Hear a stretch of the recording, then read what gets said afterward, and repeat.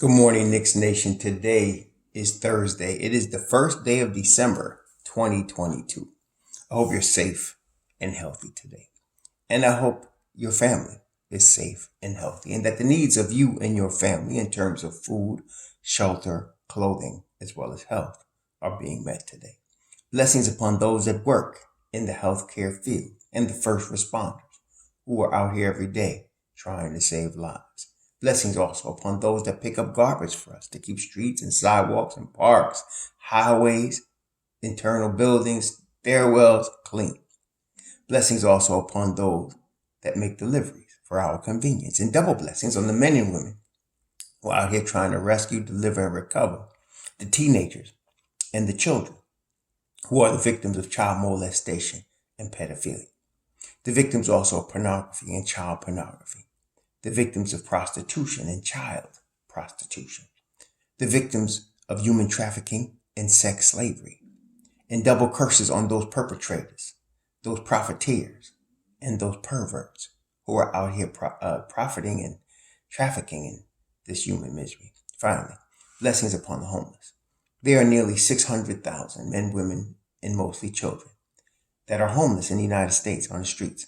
And there are millions around the world in similar or worse conditions. And blessings upon them, for theirs is the kingdom. There was a basketball game last night at Madison Square Garden. The New York Knicks lost to the Milwaukee Bucks 109-103. I have to say, even though the Knicks lost, it was a good game. It was a good game. What I'm looking for right now, I'm looking for a consistent effort from the team every night. And that's why it makes me chuckle. There were several commenters on my channel over the last few weeks that's talking about the Knicks quit on Tom Thibodeau.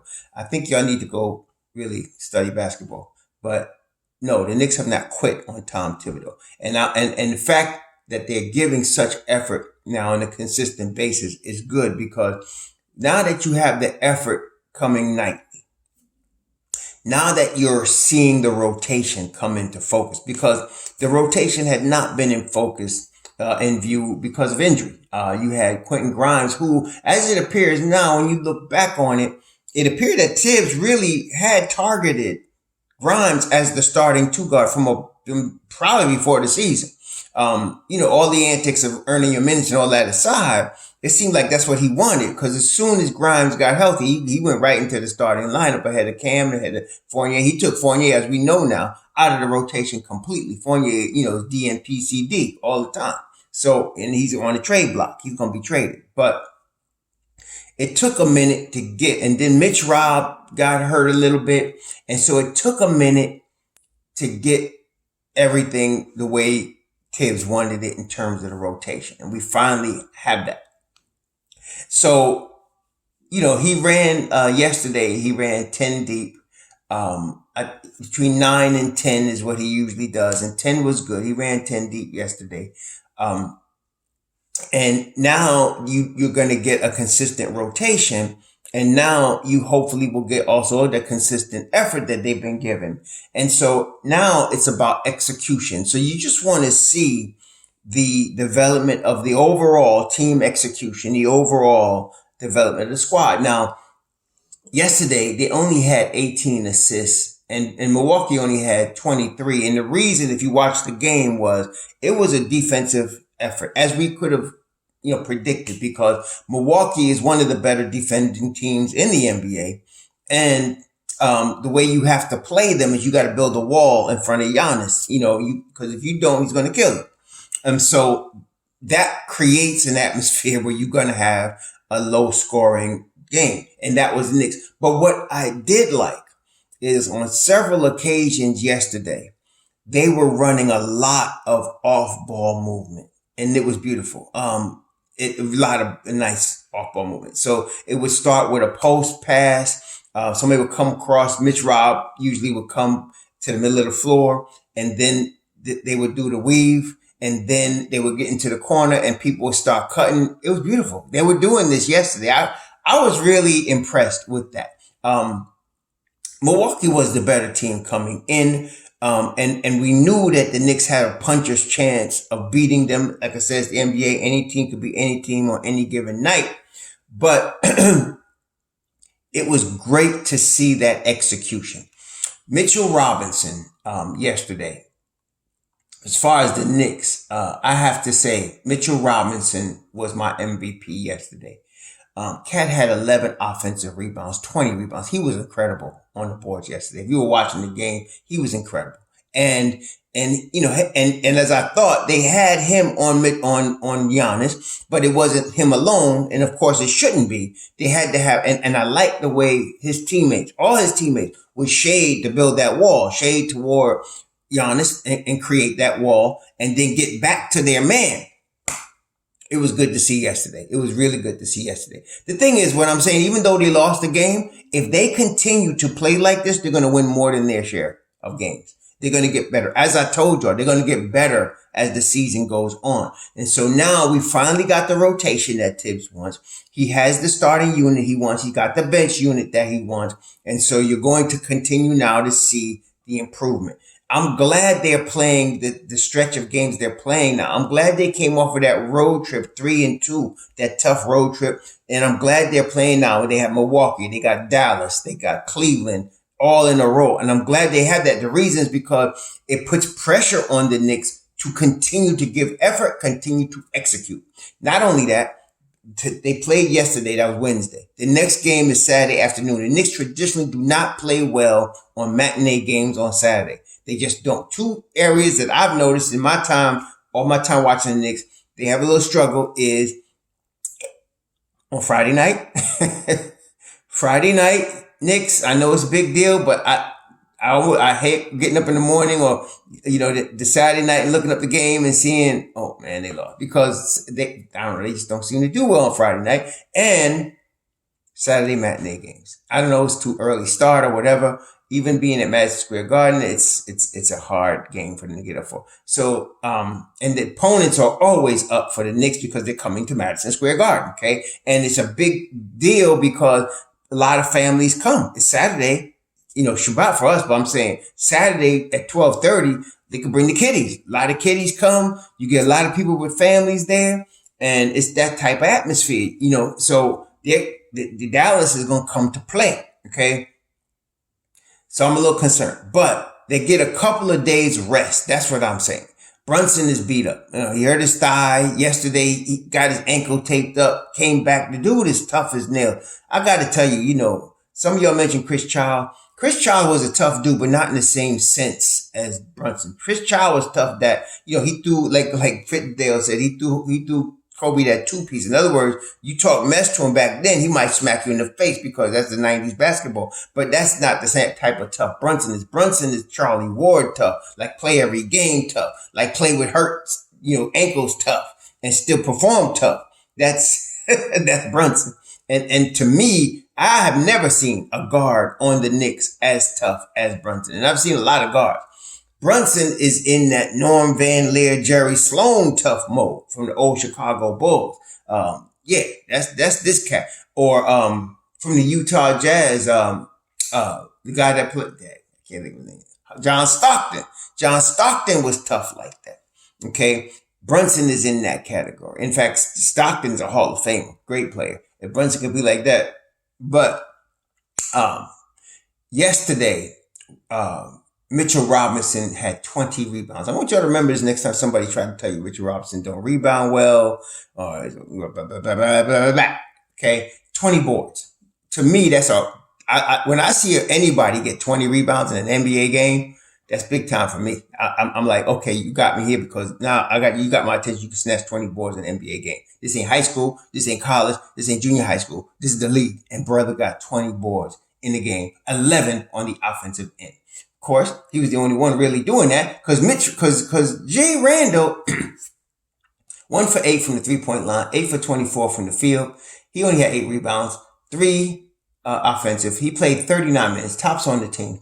But I have to say, Randall was helping out on Giannis, and at times he was guarding Giannis. So, that takes a lot of energy. You got to give the dude a little slack on that because guarding Giannis Antetokounmpo is no easy task, man.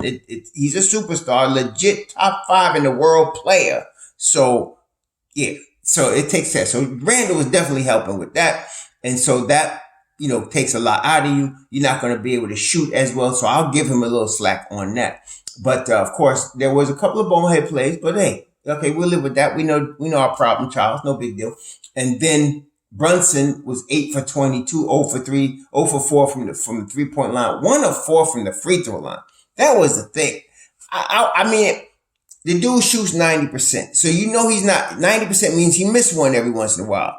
And he hadn't hardly missed until last night, But anyway, is what it is. He had 5 assists, 5 boards, 17 points. He was doing, and you know what I like last 2 games, what I've seen from him? Getting his teammates involved. Okay. It's not necessarily showing up somebody that you got to average so many no, that's NBA 2K mentality. You watch the game. He only got 5 assists, but he was moving the basketball. He was distributing. He was getting his teammates involved. And then in the second half, especially, he started picking his spots and attacking when he needed to. That's what I want from Jalen Brunson, and that's what good. RJ Barrett now, 8 of 15 from the floor. Okay? That's more than 50%. 2 of 4 from 3. That's 50%. 8 of 9 from the foul line. He had 26. Okay? All the RJ haters need to really keep your mouth shut. I told you the boy gonna be all right, and he's gonna be all right.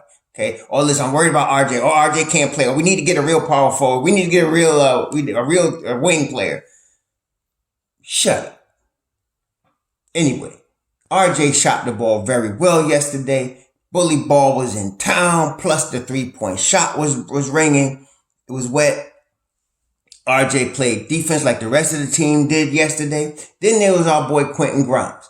Quentin Grimes' perimeter defense is elite. Period. I don't care. He's in the beginning of his second year. This kid plays an elite perimeter defense. And I am so glad. Now, y'all know I'm Cam Hive. I'd rather have Cam starting, but I ain't gonna front. Grimes. And the thing is, what I like is that Tibbs substitutes one for the other. So you're not getting no drop off when Cam comes in the game. And Grimes, I don't know, they credited him with 7 points, but it seemed like he scored more than that. But he had 5 boards, and they didn't credit him with any assists, but the ball seemed to move when he was there. See what I'm saying? The ball moves when he was there. He plays high IQ. And that daggone perimeter defense is almost maniacal, the way he comes at people. I watched him come at Jrue Holiday. Wow. That's what I was talking about. It reminded me, he has that oomph. That's when we was talking about the draft, the year he was drafted. No, it was the year before. And I was scouting out Isaac Okoro. And the way that did explosiveness defensively, that he used his athleticism and explosiveness on the defensive end in a functional manner. And I was excited about that, with Isaac Okoro. And he still does. He has no offense though, but defensively, Grimes was bringing that yesterday. He really was. And helping, of course, and his shot is going to start to fall eventually. It's just a pretty shot. It's the Allen Houston 2.0 shot. Because Allen Houston also had a very pretty, as far as people that wore the Knicks uniform. I don't want to hear all these other guys you guys are going to mention, but I'm talking about the Knicks. Allen Houston had a beautiful jump shot. I mean, it was picture perfect, textbook, beautiful jump shot. So does Grimes. It's a little different. Grimes shoots it a little differently, but beautiful textbook. If you read a textbook of how to shoot a jump shot, they should have Quentin Grimes in that picture. He's going to fall. And so now that he's in the starting unit and he's going to get his regular minutes, he got 34 minutes yesterday. Once you give him give him 10 games of 30 minutes because he's going to need that now that he's, because he had to get back in the lineup, get over the foot problem, all of that. So give him 10 games in the starting unit and you'll start to see that shot fall more regularly, more like Allen Houston. And man, you're going to get some performance from him. He's a two-way player. Beautiful, man. I know people are griping, about the minutes Obi Toppin is getting. Obi got 14 yesterday. He got 18 the night before. And listen, it's very simple. Tibbs doesn't play everybody. And some of y'all keep knocking your head up against the wall about how Tibbs does his rotations. I don't know. Maybe you just want headaches. This is how he does it. Okay. We may not agree with it, but it is what it is. I told y'all a year ago You're going to have an Obi Toppin problem and an Emmanuel Quickly problem. I told you this summer because these guys are starter level talent, but they can't start. Where they starting? Okay, so you're going to have to move Randall to get Obi starter level minutes. And Quick is going to have to go to another team because he's not going to get started. He got 18 minutes yesterday. He didn't shoot particularly well, 2 of 9. He played tremendous defense, as they all did yesterday. And he was setting up the offense and running the floor. And again, he's one of them cats. You're going to see him drop 30 on somebody. It's going to happen. But, he played well. 6 boards. He had 2 assists. I like the game he played yesterday. I just like the fact that everybody was moving the basketball and playing defense yesterday. That was really good. Hartenstein, to me, I'm starting to see he's really overmatched. Really. Against a traditional center, he's overmatched. He just doesn't have the physical capability to really guard an NBA center. He really doesn't. And I'd rather see Jericho Sims there. But again, it is what it is. Hartenstein played 10 minutes. What Tibbs has been doing, which some of y'all called for, so you might be happy, but he's been playing, starting Mitch Rob, and Mitch Rob played 33 minutes yesterday. But then he's bringing Randall to play with Obi. Randall's playing the 5 and Obi's playing the 4. And there was one time when Obi was getting ready to come out. He thought he was coming out and Randall was coming in, and Randall said no. And he said, and then he realized he was playing the 4 and Randall was playing the 5, and they played a few minutes with that. So I think you're going to continue to see that small ball lineup. It is a good lineup as long as Randall is playing defense. It's a great lineup because you got too much speed in there for most opponents. Because when you put Toppin, Reddish, Randall Quickly together with Rose, that's too much speed for most opponents. Because Randall is very fast, He's not only a big, strong dude, but he can run. So, and of course, Toppin is elite in his speed. So I like that too. So overall, even though they lost the game, it wasn't like I was expecting them to win the game. Of course, you were pulling for them. And of course, at the end, they were close. They kept it really close. A couple of foul shots here and there. Ball bounced one way or the other. They could have won the game. But what I like about it is that they're playing consistently. You have your now normal starting lineup and your normal rotation. And I like the starting lineup and I like the rotation. Now everybody knowing their roles. That's important in this equation. Everybody's knowing their roles. They're giving consistent effort and they're learning to execute. And then you're seeing off-ball movement, offensively. And what I like this game, even though they lost, I like this game better than the Detroit game. The Detroit game was just Randall hosting up threes because he was hot against a team that's decimated, right? This is against an elite championship level team. This was a Knicks team effort. So they're going to win these games like this going in the future, in a few, weeks as they start getting acclimated to each other. But I'm very happy with the effort. I'm looking forward to the game. I'm going to see it after, I'm going to see it Saturday night, obviously, not see it on Shabbat, but it's going to be, I'm looking forward to seeing that game because it's a good team. The Knicks get the chance to continue doing what they did, what they've been doing really since the Portland game. And they get to rest a little bit. So you got Thursday and Friday. They don't have no travel. They get to rest. I'm hoping Jalen Brunson comes back at least somewhat healthy, because they got a back-to-back. It's Saturday afternoon against Dallas and then Sunday night against Cleveland. Even though it's a back-to-back, there's worse back-to-back. So they're at home, and the first one's an early day. The second one's in the evening. So they should get some time to rest and come back and play. They might even play really good against Cleveland based on that because now they're getting acclimated. But I'm excited. I'm excited about what I'm seeing. I like the way they came out yesterday. I think we're going to be all right. I told y'all, I'm still looking at 45 wins. I know it doesn't look good to some of y'all. Y'all look at the snapshot and say, they're 10 and 12. I'm not worried about it. If they continue to do what they did yesterday, they're going to win more than they lose. All right. Y'all have a great Thursday. Enjoy yourself. Be safe. Shalom.